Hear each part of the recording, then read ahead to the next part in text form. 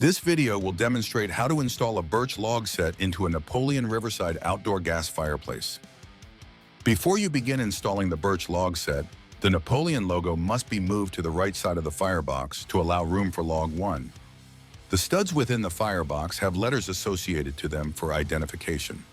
These are used to ensure correct log placement when used with the installation leaflet. To begin, locate the holes in the bottom of log 6, then loosen studs A and B. Test fit the log onto the studs and ensure the retaining brackets are pushed inward to support the log before tightening the studs down and replacing the log in its location. Locate the hole on the bottom of log 3, notch on the bottom of log 3, stud C, and the bump out on the right side of log 6. Repeat the test fitting and final log placement steps for stud C, ensuring the bump out is placed in the notch on log 6. Locate the notches in the bottom of log 7, the area to the right side of grate post 3, and the right side of the burner. Place the log on the right side of grate post 3 over top of grate post 4, with the split end resting on the right side of the burner. Locate the notches on the bottom of log 2, the right side of the bottom log, top of grate post 2, and center of log 7.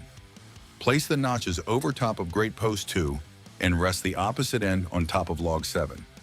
Locate the hole on the bottom of log 1 within the split end and stud D. Place the hole over stud D and rest the scar on the top of log 1 onto the end of log 3. The log will rest in an upwards position across the left side of the firebox. Locate the scar on the right side of log 4, the Y end of log 4, grate post 5, and the knot on log 7.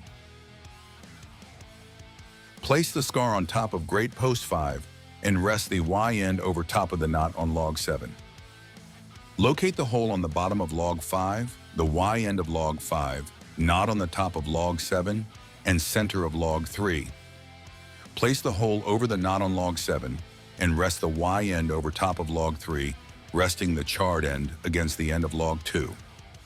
Now that all the logs are placed correctly, the next step is to place the media along the bottom of the firebox. Spread the splinters along the bottom of the firebox around the logs, covering the visible stainless steel entirely. Add the charcoal pieces around the splinters and logs to add texture and fill in the media tray where desired, without covering any burner ports. Once all the media is installed, turn on the appliance to check the log placement in relation to the flames. Ensure that no logs are covering any burner ports and they don't impinge on the flames at any point. With the media fully installed and the flame burning as designed, the Birch Logset installation is complete. Find this video helpful? Subscribe to the Wolf Steel technical page for more installation and troubleshooting videos.